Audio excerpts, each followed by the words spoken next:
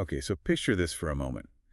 A truly towering empire, right? Mhm. Built not just, with soldiers and battles, Hmm. but really guided, shaped by one incredibly wise advisor, a very humble man, apparently. Yeah, we're talking about the mind behind Chandragupta Maurya's massive empire. Exactly. And today, we're doing a deep dive into this ancient concept, Artha. It gets translated as wealth, but it's so much more complex than that. It really is. And we'll explore it through the amazing stories and teachings of Acharya Vishnugupta, who most people know as Chanakya. Or Kautilya, right? Or Kautilya, Yeah. yes. Yeah. And specifically his relationship with Chandragupta, the first Mauryan emperor. Our main source today, it's these fascinating bits from the Upanishad Ganga video from the Chinmaya channel, really brings his ideas to life. So our mission then is to unpack what Artha really meant back then for a ruler, for society, using Chanakya's own ideas, the ones he put down in the Arthashastra. And hopefully pull out some insights that, still resonate today. Yeah, what can we learn now? Okay, let's dig in. So, Chanakya, Vishnugupta, what was he like according to the source? Oh, the source paints him as this force of nature. A visionary, it says his resolve could, and I'm quoting here, turn mountains into dust. Wow. Yeah, and his anger made the wicked tremble. He's the one, they say, churned the great ocean of Arthashastra to extract the nectar of statecraft. Sounds pretty intense, a strategic powerhouse, not just a thinker. Definitely. He was the mastermind behind throwing out the whole Nanda dynasty, which was, a huge deal. A formidable power at the time. Exactly. And then he strategically puts Chandragupta on the throne of Magadha, basically engineers this entire empire. Okay, so he has all this influence, all this power, Mhm. but then there's this paradox, right? Right. He orchestrates this massive shift in power, but personally, he chooses to live in a simple hut. Not the palace. No, absolutely refuses the palace life. That's really striking. I mean, why?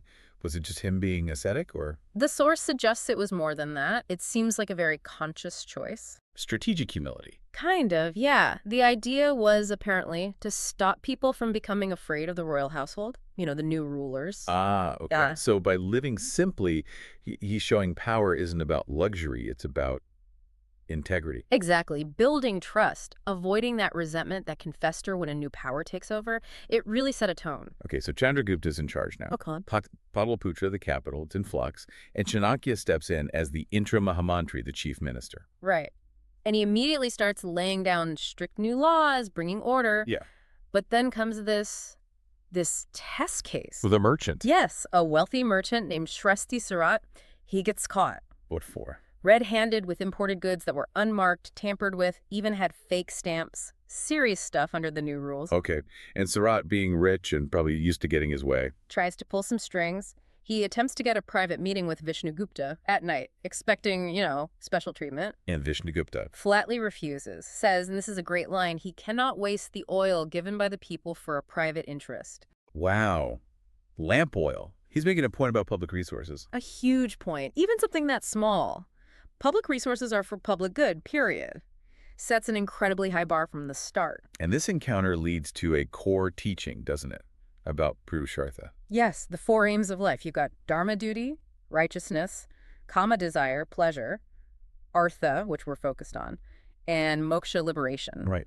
Chanakya tells Surat, excessive indulgence in any one of dharma, artha, or kama leads to anartha.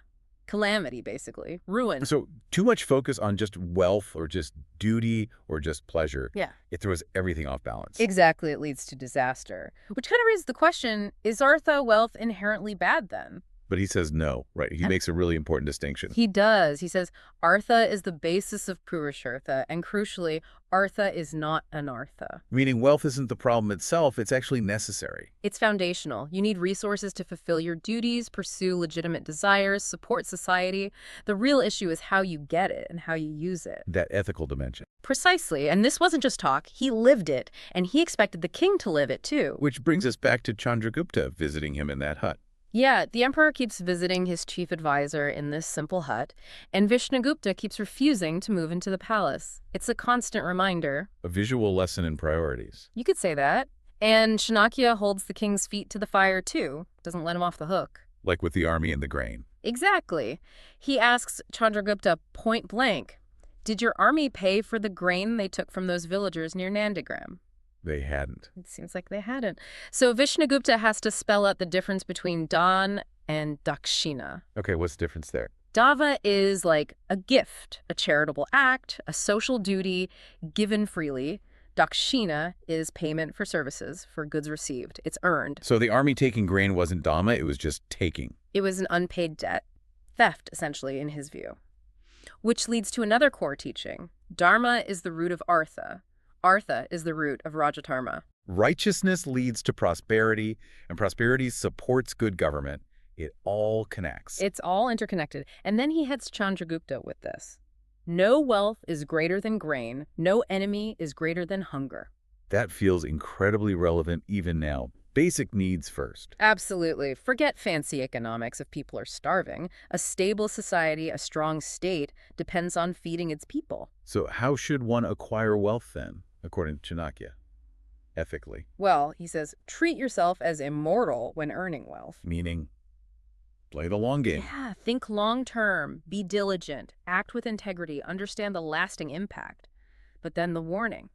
Taking another's wealth without paying is theft, and it destroys one's own wealth. So ill-gotten gains are ultimately self-destructive. That's the idea. It undermines the foundation of true, sustainable prosperity. And all this builds up to a really radical idea about kingship, doesn't it? It really does. He tells Chandragupta, the people are the king's wealth. Not the treasury, not the land. The people themselves. Yes. It completely flips the script. The king isn't just an owner or exploiter, he's a steward.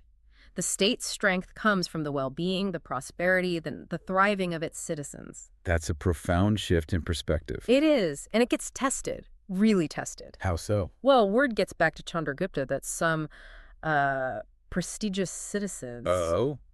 Including Surat, the merchant from before? Including Trusty Surat, yes, they've been publicly shamed, put in stocks. For what? Tax evasion, on Vishnugupta's orders. Ouch. And the king? He's furious. He questions Vishnugupta, like, how could you do this? These are important people. He even questions his loyalty. Understandable from a certain point of view. You need the elites, right? But Vishnugupta's response is firm, rock solid. He says, my loyalty is to the welfare of society in Chandragupta Maurya's empire. Not to the individuals, but to the whole system. Exactly. He says he's always thinking about dharma and kama duty and well-being, but for society, the collective. And this is where he uses that ocean analogy, right? To explain Artha. Yes, it's a brilliant metaphor. He says, think about the ocean. Water evaporates, forms clouds, falls as rain, flows in rivers. And returns to the ocean. Precisely. That water, he says, is Artha, wealth. It originates from society, the ocean. Okay. If it doesn't return to the ocean, he continues, it's anartha, calamity. So wealth has to circulate. It has to flow back to nourish society. Hoarding it or extracting it without return. Ooh. That's damaging. It's destructive. It breaks the cycle. It leads to ruin in Artha. It's not just about paying taxes. It's about the fundamental responsibility of wealth to contribute back to the source from which it came. So that's why he punished the prestigious tax evaders so harshly. Yes. He explicitly says he honors the ordinary person, the one who lives simply, contributes, pays their dues.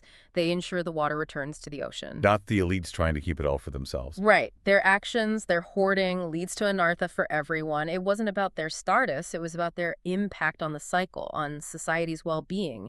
They were held to a higher standard because they could contribute more. It's like an early argument for progressive responsibility almost. You could definitely see it that way. Equitable justice. But this constant pressure, this focus on duty over self, yeah. It must have been hard on Chandragupta. Immensely hard. We see him reach a breaking point. He feels like a puppet, he says. No personal life, no choice in marriage, love, even basic rest. He's what's out. He declares he doesn't even want the empire, threatens to ditch the whole coronation. He's completely overwhelmed. And what does Chanakya say to that? Does he soften? Not one bit. He gives him the cold, hard truth. I promised you an empire, he says, not happiness. Oof, harsh. Brutally honest. Yeah. And then a king's happiness is in the welfare of his people. He forces Chandragupta to confront the reality of his role. Puts it right back on him. Directly. Yeah. He asks him, if one person in the empire is hungry, can you be happy? Wow. That's a question every leader should probably ask themselves. It cuts right to the core, doesn't it? It's about purpose, profound responsibility, not personal comfort or desire. So the deep dive ends with Chanakya basically handing over the reins. Formally entrusting the nation to Chandragupta. But he defines that role very clearly. You are the operator, regulator, and responsible party for agricultural welfare, prosperity, and nourishment of the people. That is the king's Artha. His purpose, his function. That's the ultimate Artha for a ruler. It's not about him, it's about the flourishing of the whole. So recapping then, Artha, through Chanakya's lens, it's far more than just money in the bank. Oh, absolutely. It's about how you acquire it ethically, how it circulates equitably, and what its ultimate purpose is collective well-being. Prosperity is framed as a societal thing, not just an individual pursuit. And Chandragupta, despite his struggles, he really took it to heart in the end, didn't he? The ultimate example is cited right at the end of his life. There's a severe famine, Yeah. and Chandragupta chooses to abstain from food himself for 40 days. Wow. Living that principle. If one person is hungry, can you be happy? Exactly. He couldn't be happy, couldn't feast, while his people suffered. It's presented as this perfect example. Great guru, great disciple, great ideal. He embodied the teaching. And Chanakya, or Kautilya, he wrote all this down. He did in the Arthashastra, a monumental work still studied today for its insights on, well, everything, statecraft, economics, strategy. Incredible legacy. So the final thought for you, listening.